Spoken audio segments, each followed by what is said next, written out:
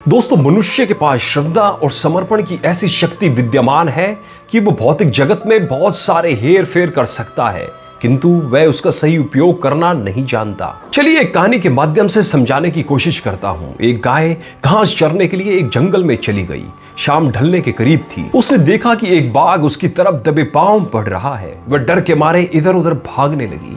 वह बाघ भी उसके पीछे दौड़ने लगा। दौड़ते हुए गाय को सामने एक तालाब दिखाई दिया। घबराई हुई गाय उस तालाब के अंदर घुस गई।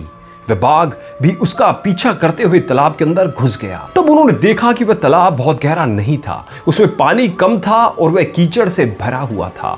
उन दोनों के बीच की दूरी काफी कम हुई थी, लेकिन अब वह कुछ नहीं कर पा रहे थे। वह गाय उस कीचड़ के अंदर धीरे धीरे धंसने लगी। वह बाघ भी उसके पास होते हुए भी उसे पकड़ नहीं सका। वह भी धीरे धीरे कीचड़ के अंदर धंसने लगा। दोनों भी करीब करीब गले तक उस कीचड़ के अंदर फंस गए। दोनों हिल भी नहीं पा रहे थे।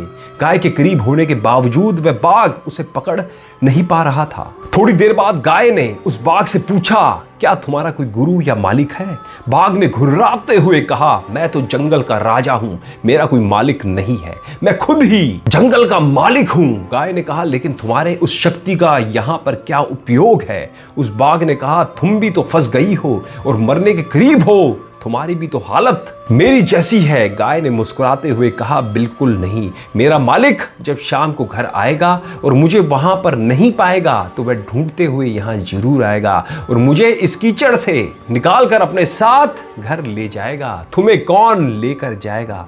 थोड़ी ही देर में सच में एक आदमी वहां पर आया और गाय को कीचड़ से निकाल कर अपने घर ले गया। जाते समय गाय और उसका मालिक दोनों एक दूसरे की तरफ कृतज्ञता पूर्वक देख रहे थे। वे चाहते हुए भी उस बाघ को कीचड़ से नहीं निकाल सकते थे, क्योंकि उनकी जान के लिए वे खतरा था। गाय समर्पित हृदय का प्रतीक है, बाघ अहंकारी मन है और मालिक सद्गुरु का प्रतीक है।